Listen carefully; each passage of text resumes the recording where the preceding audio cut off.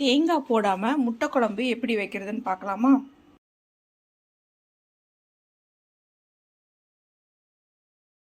கொஞ்சமாக எண்ணெய் ஊற்றிட்டு ஒரு வெங்காயத்தை ஃப்ரை பண்ணிக்கணும். 3 தக்காளியும் வெங்காயமும் நல்லா வேகணும். கொஞ்சமாக மஞ்சள் தூள், முந்திரி, தனியாத்தூள் 2 ஸ்பூன், பூண்டு, இஞ்சி, கரம் மசாலா 1 ஸ்பூன், குழம்பு மிளகாய்த்தூள் 2 ஸ்பூன்,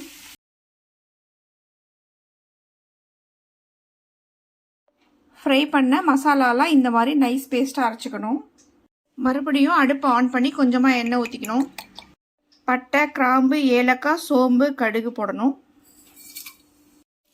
சின்ன வெங்காயம் கொஞ்சம், கருவேப்பிலை இலைகள்.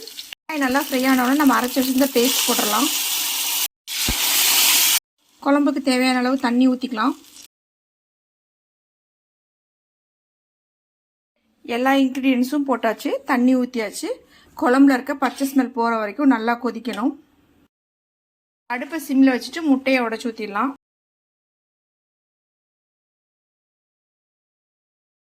அடுப்பை ஆஃப் பண்ணுறதுக்கு முன்னாடி கொஞ்சமாக கஸ்தூரி மேத்தியும் கரம் மசாலாவும் போட்டால் சூப்பர் டேஸ்ட்டாக இருக்கும்.